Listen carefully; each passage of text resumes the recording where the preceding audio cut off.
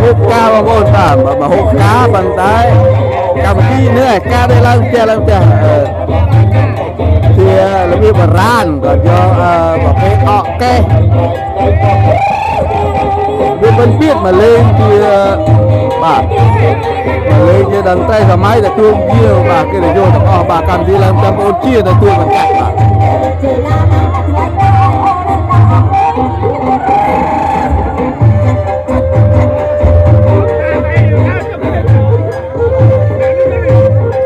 អានេះបែបបុរាណណាស់គាត់ថាយើងភ្លើងមកលេងងឹតទៅ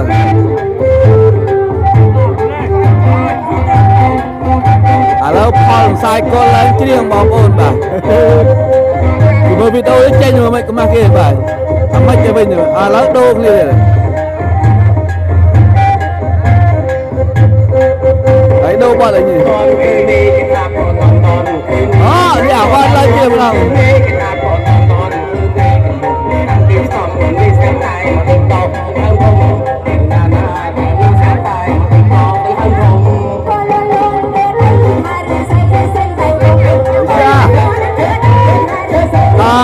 បញ្ជាក់អកដំមិនមែនទេនេះគឺនិយាយវាបិទពីបងប្អូនប៉ុន្តែយើងយកមកលេងរបៀបថ្មី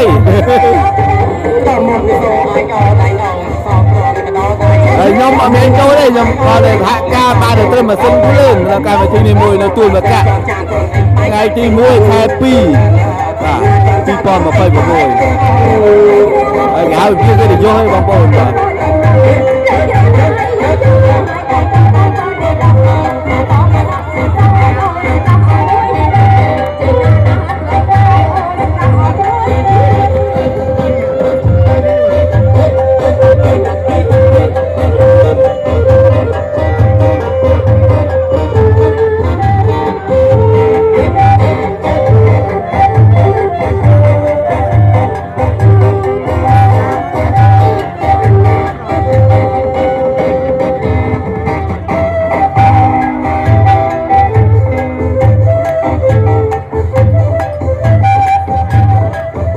តើបានស្ដាប់បាត់មិញមកឡើងដូរបាត់ទៀត